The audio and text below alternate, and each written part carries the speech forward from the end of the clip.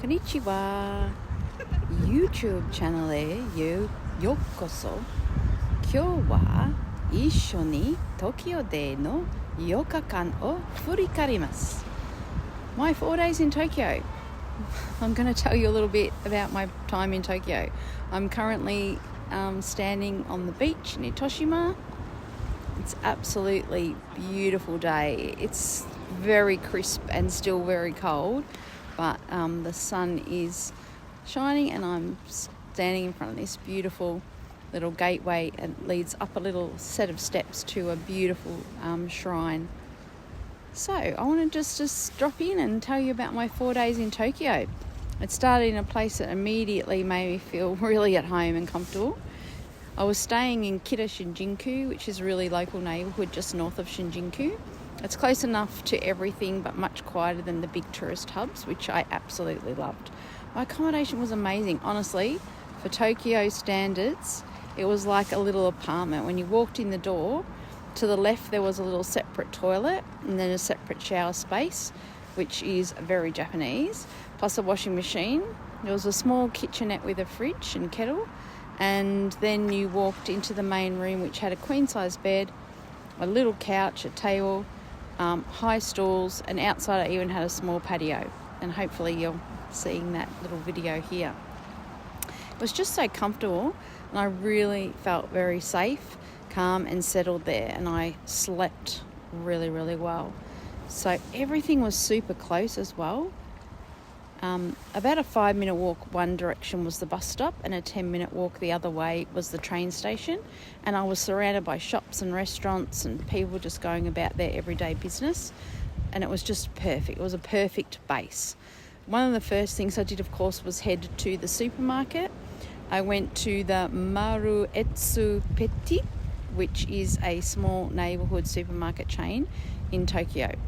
And here's some photos of it here, and just had lots of range of different things. I was desperate to buy some fresh creamu because I don't have milk in my coffee, and I hadn't really had a good coffee for a couple of days. So that first proper coffee back in my room, as you can see here, I'm smiling away, well, it felt really, really luxurious. Of course, I visited Sakaido, which I did a little clip about, which is one of Tokyo's most famous art supply stores. Artists come from all over Japan. It's huge, beautifully organised. You can find everything from professional paints to the most beautiful papers. So that's where I stocked up before I came to Itoshima. That night I went for a late stroll to see some of the winter illuminations. Japan is famous for its winter lights and displays, especially in December, and even without a festival that I was going to, the atmosphere in the city just glows. Everything is, beautiful, and I've popped some pictures here of that. And as I was walking, I realised I could see in the distance, I'm close to Tokyo Tower. So Tokyo Tower was actually inspired by the Eiffel Tower and was built in 1958 as a symbol of Japan's post-war recovery. I didn't go up because I am not great with heights, but honestly, just seeing it from below, tucked between the streets of the little neighbourhood pockets, was just absolutely beautiful. There were tiny shrines, quiet corners, and suddenly you look up and there's this huge orange structure glowing above you. Just absolutely incredible. Beautiful. The next day was a bit of an adventure. To the Sompo Museum of Art, which is famous for housing Van Gogh's sunflowers, but it turned out to be closed. So I did what I have done before in Tokyo, and I just decided I was going to walk. Anyway, I somehow ended up in Shibuya, and Shibuya is one of the busiest areas in the world, and yes, I crossed the famous Shibuya scramble crossing along with what felt like millions of other people. I had done it before with Emma, but I wanted to do it again. Here's some pictures of that.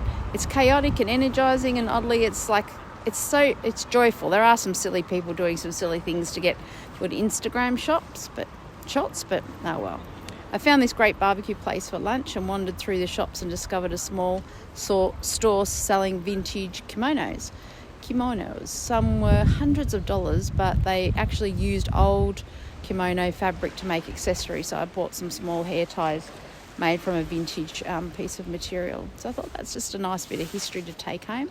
After that, I jumped on a bus, and I just absolutely love buses in Japan. They're cheap, clean, reliable, and really a great way to actually see the city. The train system is actually incredible, but when you're underground, you missed out on seeing so much. So the bus took me to Yogi Park, one of Tokyo's largest green spaces, right near the city centre, and I sat in the sunshine and rested for a while, just soaking it all in. Nearby is the Meiji Jingu, which is one of Tokyo's most important Shinto shrines, dedicated to the Emperor Meiji and Emperor Shokin. I didn't actually go this time because Emma and I had visited the year before, but just being near it and surrounded by all the beautiful gardens and everything, just felt amazing. And then it was home again to have my ginger tea, as you can see here, sitting on the patio and having a proper rest. On New Year's Eve, I decided to keep the morning gentle. I'd hopped on a train and headed to the Sensoji temple in Asakusa. Sensoji is Tokyo's oldest Buddhist temple, founded in the year 645. And you enter through the Kaminarimono, or Thunder Gate. I pronounced that awfully, sorry. Which is a massive red lantern, as you can see the picture here, and it's one of the most iconic sites in Tokyo. I paid 100 yen to draw out an omikuji, a fortune slip, which was interesting, and I'll pop that here on the screen. It says I need to be patient and wait for good things to come, so I think take that advice.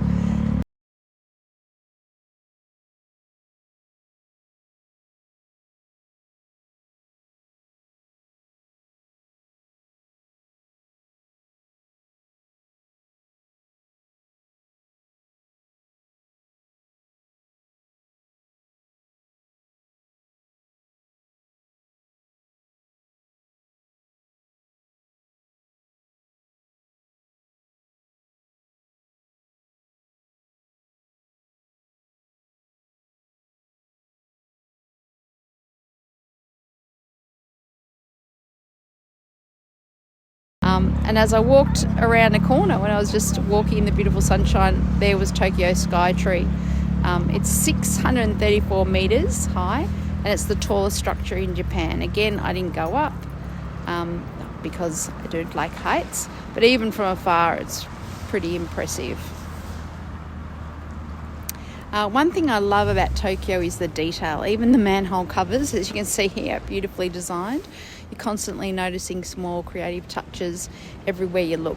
Later I wandered through Asakusabashi, a quieter area known for textiles, crafts and stationery. A lot of the shops were closed, I think being like a little bit of a holiday. But it was just so calm. There was hardly anyone around. Compared to Shibuya, I even filmed a little short clip, which I'll insert maybe around here. I just had to do a video. I'm in this area. I'm doing a I Get Lost tour today. It's called Get on the Train, Go the Wrong Direction, Get Off, see a sign to something that you want to see, go follow it, follow something else. Total just get lost day, and I'm in this area and it is so quiet. Like, yes, there's people around, but nothing like Shibuya or Shinjuku or anywhere like that. Like, it's so peaceful.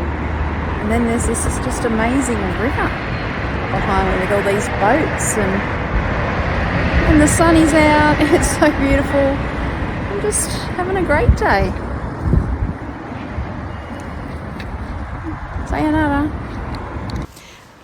That's where I then stumbled upon this surprise stationery shop and happily lost an hour just browsing. For lunch I went back to my local area and visited a sushi train. It was really simple, fresh and easy, and then I walked home and noticing again just how quiet my neighbourhood was. I'll insert a little video here. I'm walking home, back to my accommodation. This is the little street I come down. It's 3 o'clock in the afternoon. New Year's Eve, and it's very quiet everywhere. Even the e-cars, very, very quiet. Beautiful.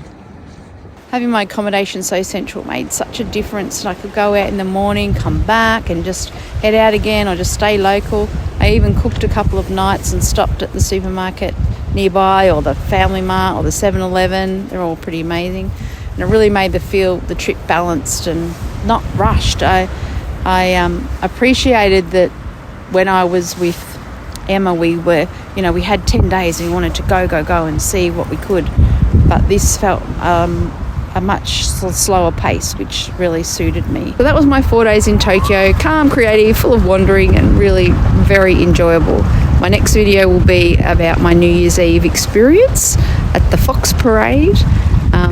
So yeah, that was really, really special. So thank you. Drop me a like, subscribe, and thanks for watching. Sayonara.